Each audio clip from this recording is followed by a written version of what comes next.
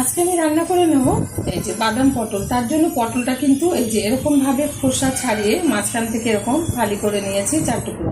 এই যে আর এখান থেকে কিন্তু জয়েন্ট আছে, পুরো 4 টুকরো করে আলাদা আলাদা করে নিয়ে এরকমভাবে রেখেছি। আর এটা কিন্তু ধুয়ে পরিষ্কার করে নুন হলুদ আর একটু কাঁচা সরষে মাখিয়ে নিয়েছি।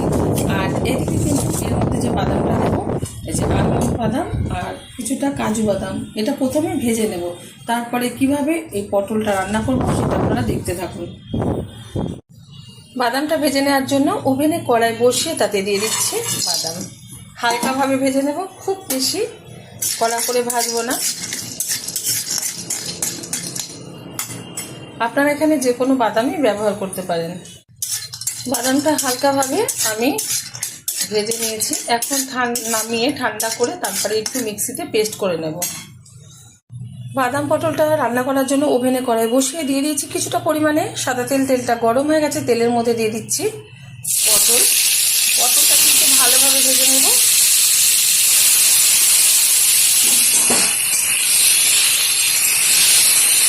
না ঢেকেই কিন্তু রান্না করে নেব, ঢেকে দিলে কিন্তু এটা খুব তাড়াতাড়ি কালো হয়ে যাবে তেলটা।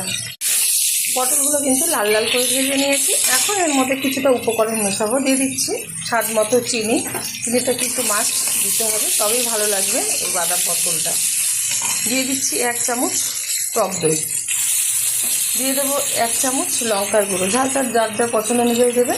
দিয়ে দিচ্ছি 1/2 চামচ হলুদ গুঁড়ো, দিয়ে দেবো পরিমাণ মতো লবণ, দিয়ে দিচ্ছি ভেজে রাখা বাদাম পেস্ট করে নিয়েছি সেটা ঢেলে দিচ্ছি। এখন দিয়ে দেবো পেস্ট করে রাখা সর্ষে ছেঁকে নিয়েছি। সবগুলো উপকরণ একসাথে আমি কষিয়ে নেব।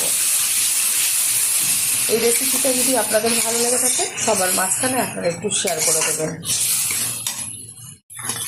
বেশি কষানো যাবে না, যেহেতু সর্ষে আছে সেই কারণে কিন্তু টিটকুটি ভাব চলে আসবে। এখন এই অবস্থাতেই দিয়ে দেবো পরিমাণ মতো জল।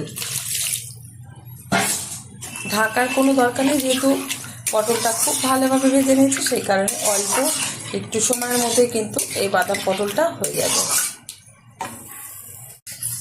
বাদাম পটলটা কিন্তু হয়ে গেছে, নামিয়ে গরম গরম ভাতের সাথে এরকম বাদাম পটল সার্ভ করবো। আপনারা অবশ্যই ট্রাই করবেন।